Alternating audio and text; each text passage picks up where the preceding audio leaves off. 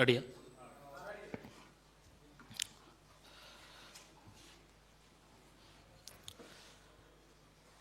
Print మరియు electronic media మిత్రులకు నమస్కారం.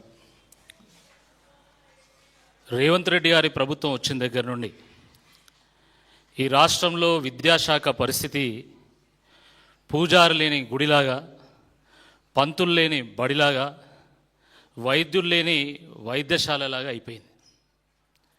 ఇప్పటికే ఈ రాష్ట్రంలో సుమారుగా 2000 ప్రభుత్వ పాఠశాలలు మూతపడ్డాయి. ప్రతినిత్యం రాష్ట్రంలో ఏదో ఒక మూల నుండి గురుకుల పాఠశాల విద్యార్థులు విషపూరితమైనటువంటి ఆహారంతోనే ఆసుపత్రుల పాలవుతున్నారని, పాడెక్కుతున్నారని వార్తలు వస్తూ ఉన్నాయి. విశ్వవిద్యాలయ భూములను అమ్మేస్తూ ఉన్నారు. ఏకంగా యూనివర్సిటీలు ఫీజు రీయింబర్స్మెంట్ చెల్లించకపోవడం వల్ల మేము పరీక్షలు నిర్వహించలేమని చేతులెత్తేస్తున్నాయి. ఫీజు రీయింబర్స్మెంట్ రాకపోవడం వల్ల ప్రైవేటు కళాశాలలు మూతపడుతూ ఉన్నాయి. పుస్తకాలు పట్టుకోవాల్సినటువంటి విద్యార్థులు ప్లకార్డులు పట్టుకొని రోడ్డెక్కి రోధిస్తూ ఉన్నారు.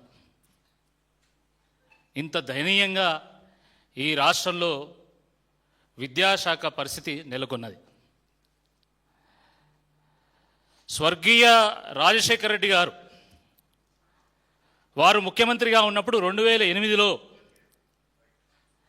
బీద బడుగు బలహీన వర్గాలు, ఆదివాసీ గిరిజన దళిత బిడ్డలు కూడా ఇంజనీరింగ్ చదువుకోవాలి, మెడిసిన్ చదువుకోవాలి, ఉన్నత విద్యను అభ్యసించాలి అనేటువంటి ఒక మంచి ఆలోచనతోని వారు ఫీజు రీయింబర్స్మెంట్ స్కాలర్షిప్ పథకానికి శ్రీకారం చుట్టడం జరిగింది.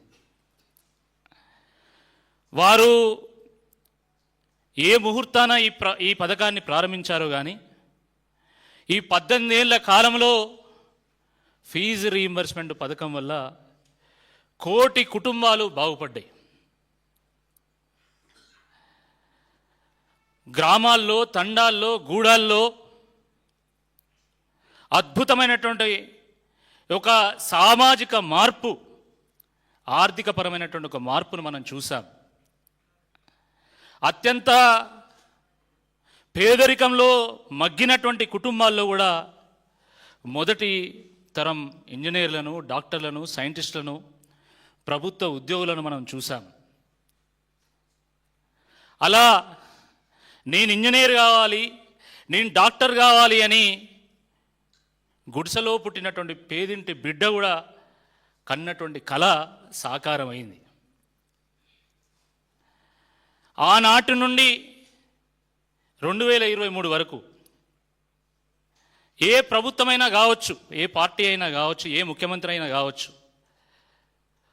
కొంచెం ముందో వెనుకనో ఈ పథకానికి నిధులు సమకూరుస్తూ ఈ పథకము ఎటువంటి ఇబ్బందులు లేకుండా ముందుకెళ్లేలాగా అందరూ కూడా ఎంతో కొంత ప్రయత్నం చేయడం జరిగింది.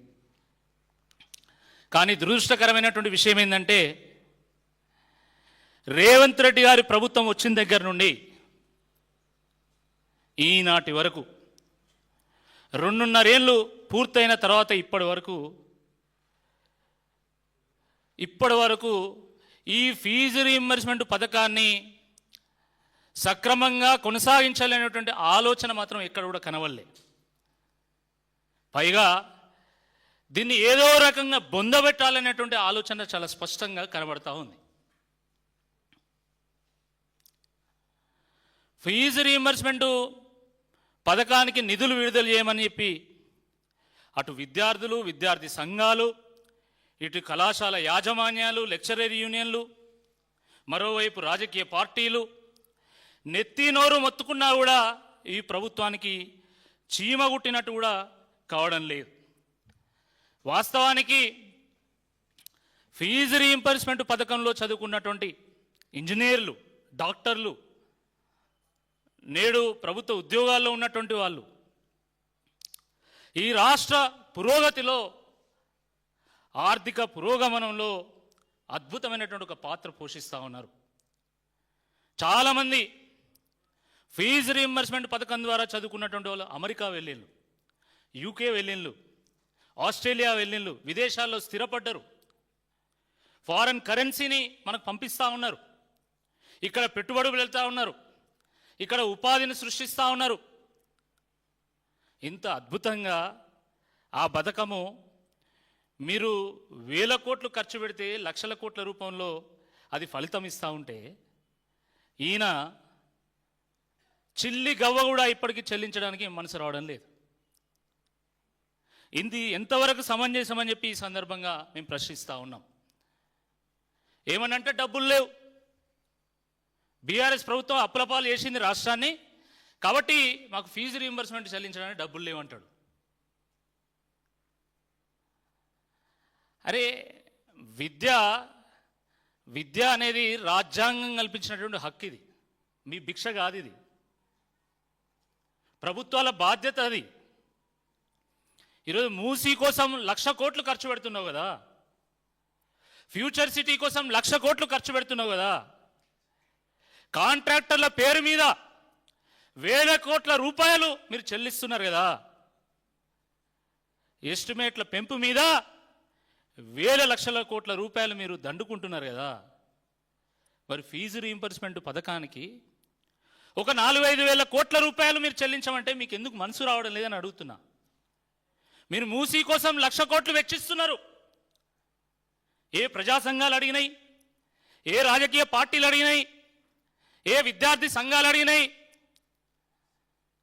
ఏ ప్రజలు అడిగిన నిన్ను 1,00,000 కోట్లు వెచ్చించమని? ఫ్యూచర్ సిటీ కోసం 1,00,000 కోట్లు వెచ్చిస్తామంటున్నారు. ఎవరి ఫ్యూచర్ కోసం మీరు 1,00,000 కోట్లు వెచ్చిస్తున్నారు? ఏ రాజకీయ పార్టీలు అడిగినాయి, ఏ ప్రాంత వాసులు అడిగిన మిమ్మల్ని 1,00,000 కోట్లు వెచ్చించమని? ఎవరి ఫ్యూచర్ కోసం? ఈ రాష్ట్రంలో ఉన్నటువంటి 15 లక్షల మంది విద్యార్థుల యొక్క భవిష్యత్తుకు దిక్కు లేదు. కానీ మీ కాంగ్రెస్ పార్టీ నాయకుల భవిష్యత్తు కోసం మీరు భవిష్యత్తు నగరాన్ని నిర్మాణం చేస్తారా? విద్యార్థుల భవిష్యత్తును బుగ్గిపాలు చేస్తారా? ఈ రాష్ట్ర భవిష్యత్తును తాకట్టు పెడతారా అని చెప్పి ఈ సందర్భంగా బీఆర్ఎస్ పార్టీ సూటిగా ప్రశ్నిస్తూ ఉన్నది. సిగ్గుండాలే ప్రభుత్వానికి. ఈరోజు హెలికాప్టర్ కొనడానికి 400 కోట్లు వెచ్చిస్తారు మీరు. హైదరాబాద్ నుంచి నల్గొండకు, హైదరాబాద్ నుంచి భువనగిరికి, హైదరాబాద్ నుంచి కరీంనగర్ పోవడానికి మీ మంత్రులు హెలికాప్టర్ను ఆటోల్లాగా వాడుతూ ఉన్నారు. ఎంత సమయం పడుతుందండి హైదరాబాద్ నుంచి నల్గొండ పోవడానికి? ఈ రోజు ఉన్నటువంటి వాహనాలు గంట సేపట్లో మనని నల్గొండ తీసుకెళ్తాయి, 100 కిలోమీటర్లు గట్టికి కొడితే. కానీ ఈరోజు మీరు నల్గొండ పోవడానికి కూడా హెలికాప్టర్ వాడుతున్నారు, కరీంనగర్ పోవడానికి కూడా మీరు హెలికాప్టర్ వాడుతున్నారు. మీ సోకులకు 100 కోట్ల రూపాయలు ఖర్చు పెడతారు. అందాల పోటీకి, మీ కోరికలు తీర్చుకోవడానికి మీరు 100 కోట్లు ఖర్చు పెడతారు. మీ మనవడి యొక్క సరదా తీర్చడానికి ఫుట్బాల్ మ్యాచ్ల కోసం 100 కోట్ల రూపాయల ప్రజాధనాన్ని మీరు వెచ్చిస్తారు. ఢిల్లీకి 70 సార్లు పోవడానికి 300-400 కోట్ల రూపాయలు వెచ్చిస్తారు. కానీ ఫీజు రీయింబర్స్మెంట్ చెల్లించడానికి, స్కాలర్షిప్లు డబ్బులు ఇవ్వడానికి మీ దగ్గర డబ్బులు లేవంటారు. అంటే మీ చిత్తశుద్ధి ఏందో ఈరోజు ప్రజలు అర్థం చేసుకుంటా ఉన్నారు. ఈ రాష్ట్రంలో ఉన్నటువంటి బీద బడుగు బలహీన వర్గాలు, ఆదివాసీ గిరిజన దళిత బిడ్డలు మీ ప్రభుత్వం యొక్క చిత్తశుద్ధి ఏందో అర్థం చేసుకుంటున్నారు అనేటువంటి వాస్తవాన్ని ఇప్పటికైనా మీరు గ్రహించాలా. రేవంత్ రెడ్డి గారు సీఎం అంటే మీరు చీఫ్ మినిస్టర్ అనుకుంటున్నారు, కానీ ఆయన కాస్ట్లీ మినిస్టర్. సీఎం అంటే కాస్ట్లీ మినిస్టర్ అయిపోయింది ఆయన. ఆయన ఒక టీషర్టు బర్బరీ కాస్ట్ 42,000. ఆయన బూట్లు, స్నీకర్ బూట్లు కాస్ట్ 90,000. ఆయన వేసుకునేటువంటి హెర్మస్ జాకెట్ 6 లక్షల రూపాయలు. మీ ఉప ముఖ్యమంత్రి బట్టి విక్రమార్క గారు వాడేటువంటి నీళ్ల బాటిల్ కాస్ట్ 3,489 రూపాయలు. ఉప ముఖ్యమంత్రి గారే వాడేటువంటి ఒక నీళ్ళ బాటిల్తోని ఒక స్కాలర్షిప్ చెల్లించవచ్చు. ముఖ్యమంత్రి గారు వేసుకునేటువంటి ఒక షర్టుతోని ఒక ఫీజు రీయింబర్స్మెంట్ చెల్లించవచ్చు. ఆయన వేసుకునేటువంటి ఒక బూట్లతోని 2 విద్యార్థులకు ఫీజు రీయింబర్స్మెంట్ చెల్లించవచ్చు. ఆయన వేసుకునేటువంటి జాకెట్తోని 10-15 మంది విద్యార్థులకు ఫీజు రీయింబర్స్మెంట్ చెల్లించవచ్చు. మీరు వేసుకోబోయేటువంటి హెలికాప్టర్ల కాస్ట్తోని, మీ ఢిల్లీ ట్రిప్పులతోని, మీ అందాల పోటీలతోని, మీ ఫుట్బాల్ మ్యాచ్లతోని ఒక ఏడాది మొత్తము ఫీజు రీయింబర్స్మెంట్ స్కాలర్షిప్లు ఇవ్వచ్చు. కానీ ఇవ్వరు. ఎందుకంటే కమిషనే మిషన్గా మీ ప్రభుత్వం నడుస్తున్నది కాబట్టి. మీరు ఫీజు రీయింబర్స్మెంట్ పేరు మీద మీరు డబ్బులు చెల్లిస్తే అలా మీకు కమిషన్ రాదు కదా, మీకు వాటా రాదు కదా. ఈరోజు ఆర్థిక మంత్రి వాటాల మంత్రి అయిపోయింది. ఇది వాస్తవం. మొత్తం యావత్ ప్రపంచం చర్చించుకుంటున్నది కదా.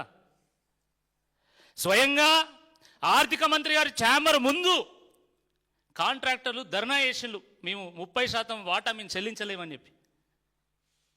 అంటే ఫీజు రీయింబర్స్మెంట్లో కూడా మీకు వాటా కావాలి, అందుకని మీరు ఫీజు రీయింబర్స్మెంట్ ఇవ్వరు.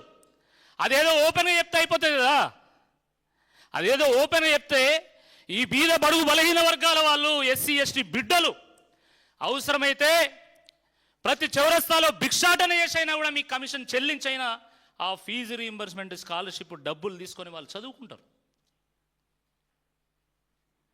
మీ జల్సాలకు 100 కోట్ల రూపాయలు మీరు వెచ్చిస్తారు. మీ లగ్జరీస్ కోసము మీరు లక్షల రూపాయలు ఖర్చు పెట్టుకుంటారు మీ వ్యక్తిగతంగా. మీరు స్కాలర్షిప్లు డబ్బులు ఇవ్వమంటే ఇయ్యరా? ఎంత అండి స్కాలర్షిప్? ఒక విద్యార్థికి 5,000 రూపాయలు, 6,000 రూపాయలు. మీకు 5,000 రూపాయలు లెక్క లేకపోవచ్చు, కానీ ఆ స్కాలర్షిప్ డబ్బులు రాకపోతే మా ఏటు నగరంలో ఉన్నటువంటి తండాలో ఉన్నటువంటి ఒక లంబాడి బిడ్డ, ఆదిలాబాద్లో ఉన్నటువంటి గూడెంలో ఉన్నటువంటి ఒక గోండు బిడ్డ 5,000 రూపాయలు లేకపోతే చదువుకోలేడు. స్కాలర్షిప్లో వచ్చేటువంటి 5,000 రూపాయలతోని ఆ విద్యార్థి ఒక బస్ పాస్ కొనుక్కుంటాడు, పుస్తకాలు కొనుక్కుంటాడు, నోట్బుక్స్ కొనుక్కుంటాడు, ఎగ్జామ్ ఫీజు కడతాడు. ఆ డబ్బులని ఆధారంగా చేసుకొని ఓ డిగ్రీయో పీజీయో పూర్తి చేసుకొని ఓ చిన్నపాటి ఉద్యోగం సంపాదించుకుంటాడు. కానీ దురదృష్టకరమైనటువంటి విషయం ఏంటంటే స్కాలర్షిప్లు లేక వాళ్ళు అల్లాడుతూ ఉంటే ఈరోజు సకల భోగ భాగ్యాలతోని ఈరోజు బలుపెక్కి ఈరోజు ఈ కాంగ్రెస్ మంత్రులు ఇష్టం వచ్చినట్టుగా పేదవాళ్ళను దిక్కులేని వాళ్ళుగా చూస్తూ ఉన్నారు, దిక్కులేని వాళ్ళుగా వాళ్ళు సంబోధిస్తూ ఉన్నారు. చాలా బాధాకరం. ఈ రాష్ట్రంలో ఉన్నటువంటి ఏ విద్యార్థి సంఘమైనా అసలు ఫీజు రీయింబర్స్మెంట్ మీద, స్కాలర్షిప్ మీద పోరాటం చేయకుండా ఉన్నదా? ప్రతినిత్యం మా బీఆర్ఎస్వి ప్రతినిత్యం ఏదో ఒక కార్యక్రమం చేస్తూ ఉన్నది, ప్రభుత్వం మీద ఒత్తిడి తీసుకొచ్చేటువంటి ప్రయత్నం చేస్తూ ఉన్నది. మేము బీఆర్ఎస్ పార్టీ నుండి మొన్ననే తెలంగాణకు గుమ్మమైనటువంటి ఖమ్మంలో ఫీజు రీయింబర్స్మెంట్ స్కాలర్షిప్ పథకం మీద రౌండ్ టేబుల్ సమావేశం పెట్టి ఈ ప్రభుత్వం ఎట్లా కుట్ర వనుతా ఉంది ఫీజు రీయింబర్స్మెంట్ పథకానికి బొంద పెట్టడానికి అనేటువంటి వాస్తవాన్ని బట్టబయలు చేసేటువంటి ఒక ప్రయత్నం చేసినాం. మళ్ళీ 12వ తారీఖు వరంగల్లో పెట్టినాం. ఆ రకంగా అన్ని జిల్లా కేంద్రాల్లో మేము పెట్టేటువంటి ఒక ప్రయత్నం చేస్తున్నాము. ప్రభుత్వాన్ని సెన్సిటైజ్ చేసేటువంటి ఒక ప్రయత్నం చేస్తూ ఉన్నాము. మీడియా ద్వారా వాస్తవం ప్రజలకు వెళ్ళేటువంటి ఒక ప్రయత్నం చేస్తూ ఉన్నాం. ఈ 10వ తేదీ వామపక్ష విద్యార్థి సంఘాలు ఈ రాష్ట్రంలో ఉన్నటువంటి అన్ని కళాశాలలు బంద్ పెట్టేటువంటి కార్యక్రమానికి పిలుపునివ్వడం జరిగింది. 14వ తేదీ ఏబీవీపీ కూడా బంధునిచ్చినటువంటి ఒక పరిస్థితి మనం చూస్తూ ఉన్నాం. మరి ఈ రాష్ట్రంలో ఉన్నటువంటి అన్ని విద్యార్థి సంఘాలు, ఇటు బీసీ ఎస్సీ ఎస్టీ సంఘాలు, ఇటు ప్రధాన ప్రతిపక్షమైనటువంటి బీఆర్ఎస్ పార్టీ ఫీజు రీయింబర్స్మెంట్ చెల్లించండి మహాప్రభో, ఈ రాష్ట్ర విద్యార్థుల భవిష్యత్తు ప్రశ్నార్థకంగా మారింది అని చెప్పి నెత్తినెవరు మొత్తుకున్నా కూడా ఒక్కడంటే ఒక్క మంత్రి కూడా కనీసం సపోర్ట్ చేయడు. ఎందుకు? ఈ బీసీ ఎస్టీలు మీకు ఓట్లు వేయలేదా? వాళ్ళ ఓట్లతో మీరు ఎమ్మెల్యేలు కాలేదా? మీరు ఎంపీలు కాలేదా? మీరు ఎమ్మెల్సీలు కాలేదా? మీ ప్రభుత్వం రాలేదా? అంటే ఓట్లప్పుడేమో బీసీ ఎస్టీలు కావాలి, ఓట్లు అయిపోయాక బెంజ్ కార్లు ఉన్నోళ్ళు కావాలి. బక్క చిక్కిన వాళ్ళటువంటి వాళ్ళు మాత్రం వాళ్ళకి వద్దు. బీద బడుగు బయలైన వర్గాల వాళ్ళు వాళ్ళకి వద్దు. బెంజ్ కార్లు ఎవడన్నా వస్తే వానికి కాంట్రాక్టర్లకు మాత్రము డబ్బులు చెల్లిస్తారు, వాటాలు తీసుకుంటారు. బక్క చిక్కినోడికి ₹1,00,000 ఫీజు రీయింబర్స్మెంట్ ఇవ్వమంటే మాత్రం ఇయ్యరు. ఇది రాష్ట్రంలో ఉన్నటువంటి కాంగ్రెస్ ప్రభుత్వం యొక్క నిర్వాకం. పైగా శాశ్వతంగా ఈ పథకానికి బొందబెట్టడానికి ఈ ప్రభుత్వం ఇప్పటికే అడుగులు వేస్తూ ఉంది. అరే మాకు ఫీజు రీయింబర్స్మెంట్ రాకపోవడం వల్ల మేము కళాశాలలు నడపలేకపోతున్నాము, రెంట్లు కట్టలేకపోతున్నాము, ఈ లెక్చరర్లకు జీతాలు ఇవ్వలేకపోతున్నాము, స్టాఫ్కి డబ్బులు ఇవ్వలేకపోతున్నాము, ఎలక్ట్రిసిటీ బిల్లులు, వాటర్ బిల్లులు, తర్వాత మున్సిపల్ ట్యాక్స్ కట్టలేకపోతున్నాము. కాబట్టి మీరు కొంతలో కొంత అయినా మీరు బకాయిలు చెల్లించండి అని చెప్పి పాపం కాలేజీ యాజమాన్యాలు కాళ్ళు చేతులు పట్టుకునేటువంటి ఒక ప్రయత్నం చేసినాయి. గత సంవత్సరం 2000 ప్రైవేటు కళాశాలలు ఈ ప్రభుత్వం మీద ఒత్తిడి తీసుకోవడానికి వారం రోజుల పాటు కళాశాలలను బంద్ చేస్తే, చివరకు వాళ్ళని ప్రభుత్వం పిలిస్తే, చర్చలకు పిలిస్తే వాళ్ళు వెళ్ళిన ప్రభుత్వంతో చర్చించడానికి. రూము లోపలికి వచ్చేంత వరకు మొత్తం మీడియా అంతా మనమంతా వీళ్ళు చర్చలకు వెళ్ళాలనుకున్నాం. రూమ్ లోపలికి పిలిచి వాళ్ళని బ్లాక్మెయిల్ చేసిండ్రు. బిడ్డ మీరు కనుక ఫీజు రీయింబర్స్మెంట్ మీద మా మీద ఒత్తిడి చేస్తే మేము విజిలెన్స్లో పెడతాం, విజిలెన్స్ పెట్టి మిమ్మల్ని లోపల ఇస్తాం, బొక్కలు ఇస్తామని చెప్పేసి వాళ్ళని బెదిరిస్తే పాపం వాళ్ళు కళాశాలలు తెరిచిండ్రు. తిరిగి చూస్తే 10 నెలల తర్వాత ఈరోజు పరిస్థితి ఏంటంటే సగం డిగ్రీ కాలేజీలు మూతపడ్డాయి ఈ రాష్ట్రంలో. మీరు ఎంక్వైరీ చేయండి, ఏ సిటీలో అయినా, ఏ జిల్లా కేంద్రంలో ఎంక్వైరీ చేయండి మీరు. నల్గొండలో ఒకప్పుడు ఎన్ని డిగ్రీ కాలేజీలు ఉండే, ఈరోజు 1, 2 ఉన్నాయి, మిగిలినవి అంతే. వరంగల్లో సగం డిగ్రీ కాలేజీలు మూతపడ్డాయి, సగం జూనియర్ కాలేజీలు మూతపడ్డాయి. ఆ రకంగా అనేక జిల్లా కేంద్రాల్లో జూనియర్ కళాశాలలు, డిగ్రీ కళాశాలలు, పీజీ కాలేజీలు మూతపడ్డాయి. అసలు అంతేందుకు, విచిత్రంగా ఈరోజు ఇంజనీరింగ్ కళాశాలలు కూడా మూతపడుతున్నాయి ఈ రాష్ట్రంలో. ఆనాటి ప్రభుత్వము సాధ్యమైనన్ని ఇంజనీరింగ్ కళాశాలలు ఓపెన్ చేయాలనేటువంటి ఉద్దేశంతో కళాశాల యాజమాన్యాలను ప్రోత్సహిస్తే, ఈరోజు ఉన్నటువంటి ప్రభుత్వం బుల్డోజింగ్తో, బ్లాక్మెయిల్తోని కళాశాలలు బంద్ చేసుకుంటున్నారు. ఎట్లా నడుపుతారండి నాకు అర్థం కాదు. ఒక్క ఇంజనీరింగ్ కళాశాలకు సగటున 30 కోట్లు, 40 కోట్లు, 50 కోట్లు ప్రభుత్వం బకాయి పడ్డది. మా బకాయిలు చెల్లించండి అని చెప్పి వాళ్ళు కాళ్ళు చేతుల వాళ్ళు బతిమాలితే, పాత బకాయిలతో మాకు సంబంధం లేదు, ఇంతకంటే దిక్కుమాల ప్రభుత్వం ఉంటుంది ఎక్కడన్నా? అరే government is a continuous process. పార్టీలు వస్తాయి పోతాయి, ముఖ్యమంత్రులు అవుతారు దిగిపోతారు, కానీ ప్రభుత్వాలు మాత్రము కొనసాగుతూ ఉంటాయి. ప్రజలకు సేవలు అందించేటువంటి వ్యవస్థలు ప్రభుత్వ వ్యవస్థలు. ఒక ముఖ్యమంత్రి స్థాయిలో ఉండి, ఒక రాజ్యాంగ హోదాలో ఉండి కనీసం ఈ జ్ఞానం లేకుండా పాత బకాయిలతో నాకు సంబంధం లేదంటాడు. కేసీఆర్ గారు ముఖ్యమంత్రి అయిన తర్వాత ఆ రోజు వైఎస్ రాజశేఖర రెడ్డి గారు ప్రవేశపెట్టినటువంటి ఆరోగ్యశ్రీని, 108 పథకాన్ని, 104 పథకాన్ని అద్భుతంగా కొనసాగించిండు. వాటిని మరింత బలోపేతం చేసిండు, వాటికి మరిన్ని నిధులు వెచ్చించిండు. అదేవిధంగా ఫీజు రీయింబర్స్మెంట్ వల్ల వేల లక్షల మంది విద్యార్థుల జీవితాలు బాగుపడుతున్నాయి. ఒక అద్భుతమైనటువంటి ఒక సామాజిక మార్పుకు, ఆర్థిక అభివృద్ధికి, ఆర్థిక పురోగతికి ఈ పథకము నాంది పలుకుతున్నది. కాబట్టి దీన్ని మరింత బలోపేతం చేయాలని చెప్పి గత కాంగ్రెస్ ప్రభుత్వాలు చేసినటువంటి 2000 కోట్ల రూపాయల బకాయిలు ముఖ్యమంత్రిగా కేసీఆర్ గారు చెల్లించడమే కాదు, కేసీఆర్ గారి హయాంలో ఈ పథకాన్ని మరింత బలోపేతం చేయడం జరిగింది. వాస్తవానికి ముఖ్యమంత్రులు ఎవరైనా కావచ్చండి. ఎన్టీ రామారావు గారు ఆ రోజు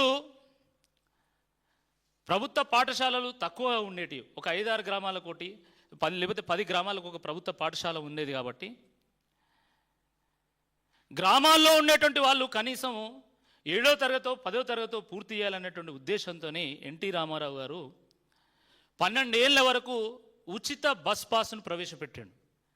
ఎక్కడ పాఠశాల ఉన్నా కూడా ప్రభుత్వ బస్సులో వెళ్ళండి, మీరు చదువుకొని రండి అని చెప్పేసి వారు ఈ రాష్ట్రంలో విద్యాభివృద్ధికి వారు అద్భుతమైనటువంటి ఒక ఇనిషియేటివ్ తీసుకున్నారు. దాని తర్వాత వచ్చినటువంటి వైఎస్ రాజశేఖర రెడ్డి గారు పేరింటి బిడ్డ కూడా ఇంజనీర్ కావాలి, డాక్టర్ కావాలనేటువంటి ఉద్దేశంతో ఫీజు రీయింబర్స్మెంట్ పథకాన్ని వారు ప్రవేశపెట్టడం జరిగింది.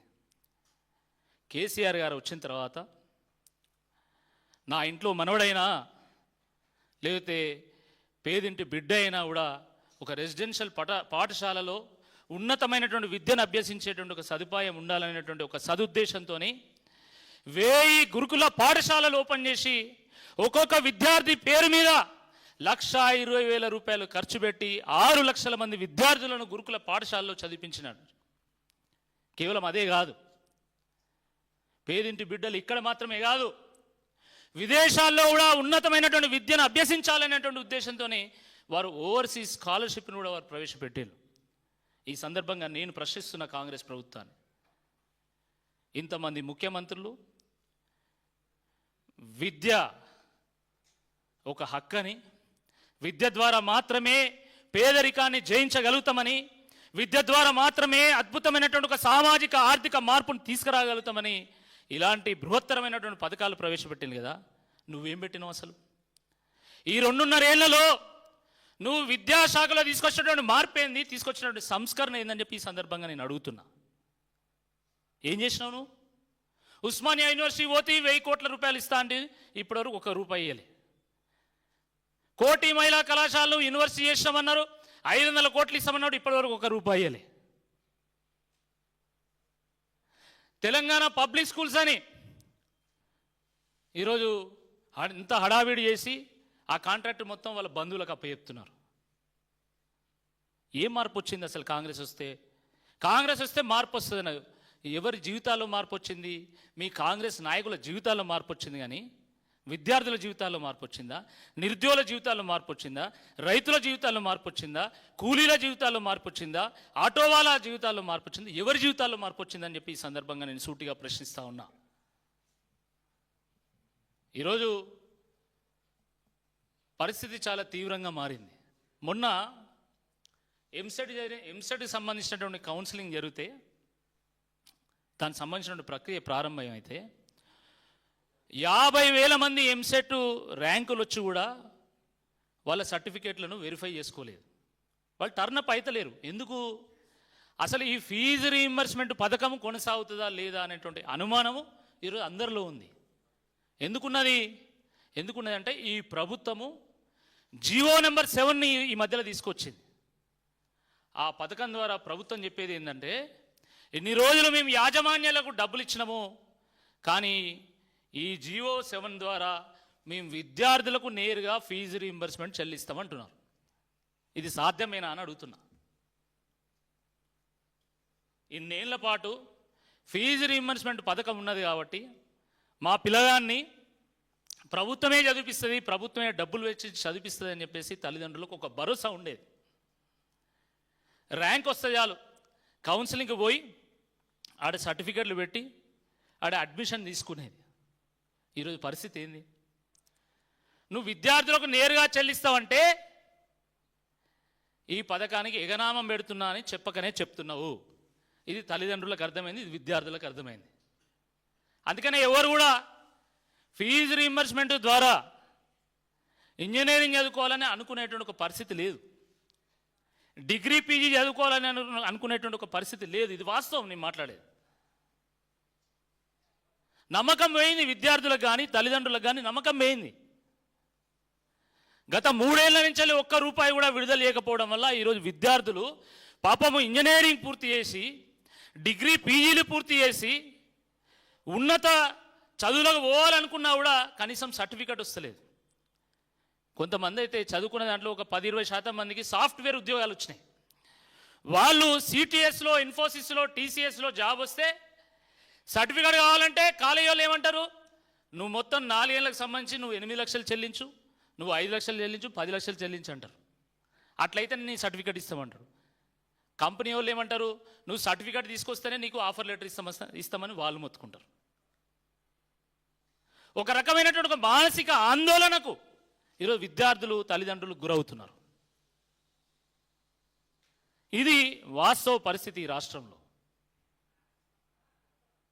ఇటువంటి ఈ పరిస్థితుల్లో మొత్తమే దీన్ని బొందబెట్టాలనేటువంటి ఆలోచన ఈ ప్రభుత్వం చేయడం చాలా దుర్మార్గం. ఎందుకు ఈ రకమైనటువంటి ఆలోచన చేస్తున్నారని చెప్పి ఈ సందర్భంగా నేను అడుగుతున్నా. అంటే ఎస్సీ ఎస్టీ బీసీ బిడ్డలు చదువుకోకూడదా? వాళ్ళు చదువుకుంటే మిమ్మల్ని ప్రశ్నిస్తారనేటువంటి ఒక భయం ఏమైనా ఉన్నదా మీకు? కారణం ఏంది అని అడుగుతున్నాం. డబ్బులు లేవు అని చెప్పడం అయితే ఇది దుర్మార్గం. ఎందుకంటే స్కాలర్షిప్ పథకం ఎంత అండి? సంవత్సరానికి ఒక 2200 కోట్లు లేదా 2500 కోట్ల రూపాయలు చెల్లిస్తే సరిపోతుంది. ఫీజు రింబర్స్మెంట్ స్కాలర్షిప్ ఇది పెద్ద అదేం కాదు. తెలంగాణ రాష్ట్ర బడ్జెట్ ఏడాదికి 3,25,000 కోట్ల రూపాయలు. అంటే 3 ఏళ్ళ బడ్జెట్ కలిపితే ఇంచుమించుగా ఒక 10 లక్షల కోట్ల రూపాయలు. దానికి తోడుగా సంవత్సరానికి వీళ్ళు 75,000 నుంచి 1,00,000 కోట్ల రూపాయలు అప్పు చేస్తున్నారు. ఇప్పటికే 4 లక్షల కోట్లు అప్పు అయిందని అంటున్నారు. అంటే బడ్జెట్ ద్వారా ఖర్చు పెట్టేది 10 లక్షల కోట్లు అయితే అప్పుల ద్వారా ఖర్చు చేసేది మరొక 4 లక్షల కోట్లు. 14 లక్షల కోట్ల రూపాయల్లో 10,000 కోట్ల రూపాయల ఫీజు రీయింబర్స్మెంట్ స్కాలర్షిప్ బకాయిలు మీరు చెల్లించలేరా? ఇంత దుర్మార్గమా? మీ కాంట్రాక్టర్లకు మీరు డబ్బులు చెల్లించలేదా? మీ ప్రభుత్వంలో మంత్రులుగా ఉన్నటువంటి కాంట్రాక్టర్ల కంపెనీలకు మీరు ఎన్ని వేల కోట్ల రూపాయలు, ఎన్ని లక్షల కోట్ల రూపాయలు వెచ్చించిళ్ళు, బిల్లులు విడుదల చేసిళ్ళు? మీరు ఒక వైట్ పేపర్ ఇవ్వండి. ఏ కాంట్రాక్టర్కు ఈ 2.5 ఏళ్లలో ఎన్ని బిల్లులు విడుదల చేసిళ్ళు ఒక్కసారి మీరు వైట్ పేపర్ ఇష్యూ చేయండి. వాస్తవం ఏందో బయటపడుతుంది. మీ కాంట్రాక్టర్ల డబ్బులు చెల్లించుడు, దాంతో మీ వాటాలు తీసుకుని ఢిల్లీకి మూటలు మోసుడు, ఇది వాస్తవం కాదని నేను అడుగుతున్నా. మూటలు మోయడానికి డబ్బులు ఉంటాయి, ఫీజు రీయింబర్స్మెంట్ స్కాలర్షిప్లకు డబ్బులు ఏమంటే మాత్రం డబ్బులు ఉండవు. ఇది చాలా బాధాకరం. సాధారణ రాష్ట్రాలు సగటున ఈరోజు విద్య కోసం 14-15% నిధులను ఖర్చు చేస్తున్నాయి బడ్జెట్లో. బీహార్ లాంటి వెనుకబడినటువంటి రాష్ట్రం సైతము విద్యాభివృద్ధి కోసము ఏడాదికి 20% నిధులను ఖర్చు చేస్తున్నది. బీఆర్ఎస్ ప్రభుత్వం ఉన్నప్పుడు తెలంగాణలో కూడా విద్యాశాఖ కోసం మనము 9-10% నిధులను ఖర్చు పెట్టేది. కానీ ఈరోజు ఆ పరిస్థితి ఉన్నదా? పేరుకే బడ్జెట్ల నిధులు, విడుదల మాత్రం నిల్లు. ₹1 అంటే ₹1 చెల్లించడం, అన్ని ఒట్టిగానే ప్రకటనలు. ఓయుకు పోయి ప్రకటన చేస్తారు, లేకపోతే కేయుకు వచ్చి ప్రకటన చేస్తారు, లేదా కోటి మహిళా కాలేజీ పోయి ఒక ప్రకటన చేస్తారు. అన్ని ప్రకటనలే, పబ్లిసిటీ లేదు తప్ప పని మాత్రం లేదు. జీరో, పని మాత్రం జీరో అని చెప్పి ఈ సందర్భంగా నేను మనవి చేస్తూ ఉన్నాను.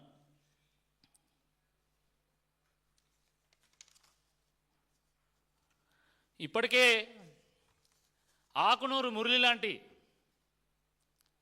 మేధావితనంలో భాస్కర్ అవార్డు పొందినటువంటి మేధావులు అదేదో కమిషన్ ఇస్తే దాంట్లో రాష్ట్రాలు ఏమని ఫీజు రీయింబర్స్మెంట్ వల్ల అసలు పేదలకు లబ్ధి చేకూరట్లేదని ఇప్పటికే రాష్ట్ర పారేషన్లు. వీళ్ళేమో జీవో నెంబర్ 7 ఇచ్చిండ్లు. ఇచ్చేసి ఫీజు రీయింబర్స్మెంట్ పథకం ఇక కొనసాగించమని చెప్పి ఈ సందర్భంగా వాళ్ళు చెప్పేటువంటి ఒక ప్రయత్నం చేస్తూ ఉన్నారు. నేను ఈ సందర్భంగా ప్రజా సంఘాలను, బీసీ ఎస్సీ సంఘాలను, అదేవిధంగా మీడియా మిత్రులను కూడా నేను కోరుతున్నా. రాజకీయాలు చేయడానికి మాకు అనేక అవకాశాలు ఉన్నాయి. ఎన్నో రకాలుగా ప్రభుత్వాన్ని బోన్లో పెట్టేటువంటి ఆస్కారం మాకు ఉన్నది. కానీ ఫీజు రీయింబర్స్మెంట్ పథకం ఇది ఈ రాష్ట్ర భవిష్యత్తుకు సంబంధించినటువంటిది. ఈ రాష్ట్రంలో ఉన్నటువంటి కోట్ల మంది పేదరికాన్ని జయించడానికి ఒక ఆయుధంగా ఉన్నటువంటి ఒక అంశం కాబట్టి దయచేసి ఈ అంశంలో మనందరం కూడా మేల్కోవాల్సినటువంటి అవసరం ఉంది. ఇది మనందరికి సంబంధించినటువంటి అంశం కాబట్టి మీరందరూ కూడా ప్రభుత్వాన్ని సెన్సిటైజ్ చేయాల్సినటువంటి అవసరం ఉంది, బాధ్యత ఉంది.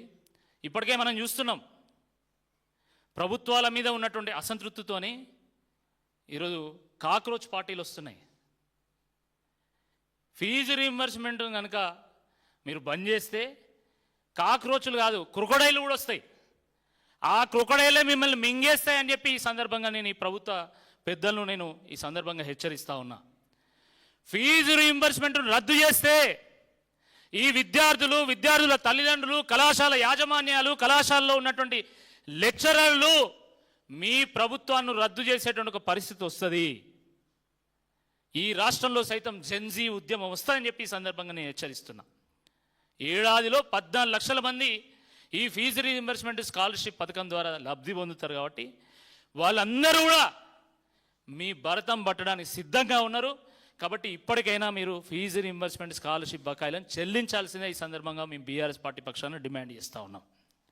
మా నాయకులు కూడా అన్ని వేదికల మీద ప్రభుత్వానికి విజ్ఞప్తి చేస్తున్నారు. ఇప్పటికే మేము రౌండ్ టేబుల్ల ద్వారా ప్రభుత్వాన్ని సెన్సిటైజ్ చేసేటువంటి ఒక ప్రయత్నం చేస్తూ ఉన్నాం. మీడియా ద్వారా ప్రజల్ని చైతన్యపరిచేటువంటి ఒక ప్రయత్నం కూడా చేస్తున్నాం. రాబోయేటువంటి రోజుల్లో దీన్ని మరింత తీవ్రతరం చేస్తాం. అన్ని సంఘాలు, విద్యార్థి సంఘాలు బంద్కు పిలుపునిస్తున్నాయి. పరిస్థితులు తీవ్రంగా మారుతున్నాయి. కాబట్టి ప్రభుత్వ పెద్దలు ఇకనైనా మేల్కోవాలి. మేల్కొని వెంటనే ఫీజు రీయింబర్స్మెంట్ స్కాలర్షిప్ పథకం విషయంలో ఒక మంచి ప్రకటన చేయాల్సిందే ఈ సందర్భంగా నేను డిమాండ్ చేస్తున్నా. బకాయిలను మొత్తం చెల్లించి మరి రాబోయేటువంటి రోజుల్లో ఈ ఫీజు రీయింబర్స్మెంట్ పథకాన్ని ముందు తీసుకెళ్ళడానికి మీ ప్రణాళిక ఏందో కూడా స్పష్టం చేయాల్సిందే ఈ సందర్భంగా నేను డిమాండ్ చేస్తున్నా. కళాశాల యాజమాన్యాన్ని పిలవాల్సిందిగా, విద్యార్థి సంఘాలను పిలవాల్సిందిగా, కళాశాల లెక్చరర్లను కూడా పిలవాల్సిందిగా, వారితో చర్చలు జరపాల్సిందిగా, తదనుగుణంగా ఒక ప్రకటన విడుదల చేయాల్సిందిగా, ఒక ప్రణాళికను ప్రజల ముందు పెట్టాల్సిందిగా ఈ సందర్భంగా నేను మరొకసారి డిమాండ్ చేస్తా ఉన్నా. నా ప్రశ్న ఉంటే అడగవచ్చు.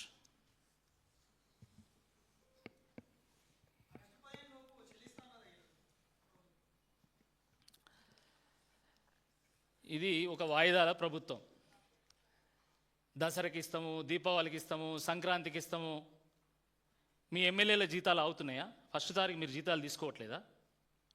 మీ క్యాంప్ ఆఫీసులు బాగు చేసుకోవడానికి కోట్ల రూపాయలు విడుదల చేసుకుంటలేరా? మీ కాంట్రాక్టర్లకు మీరు డబ్బులు చెల్లిస్తలేరా? దానికి ఇండిపెండెన్స్ డే, రిపబ్లిక్ డే ఏదండి ఇది? నాకు అర్థం కాదు. నేను భిక్షమిస్తాను నువ్వేమన్నా? విద్య అనేది ప్రభుత్వం వేసేటువంటి భిక్ష కాదు, ప్రభుత్వం యొక్క బాధ్యత. దాన్ని గుర్తు చేయడానికే మేము మాట్లాడుతున్నాం. ఎంత అండి అంత కొడితే? ఈరోజు 10,000 కోట్ల బకాయి ఉన్నది. 2,000 కోట్ల 3,000 కోట్ల మొదటి దఫా విడుదల చేయి. ఎందుకు చేయలేవు? 1,00,000 కోట్లు మూసికి వెచ్చించడానికి డబ్బులు ఉన్నప్పుడు మొదటి దఫాగా ఒక 2,000 కోట్లు విడుదల చేయండి.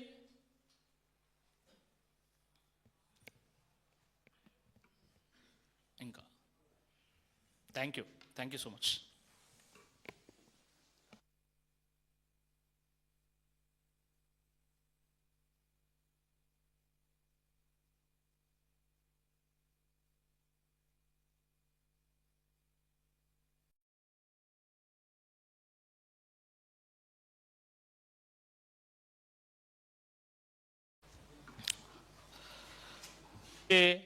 ఏదండి ఇది? నాకు అర్థం కాదండి.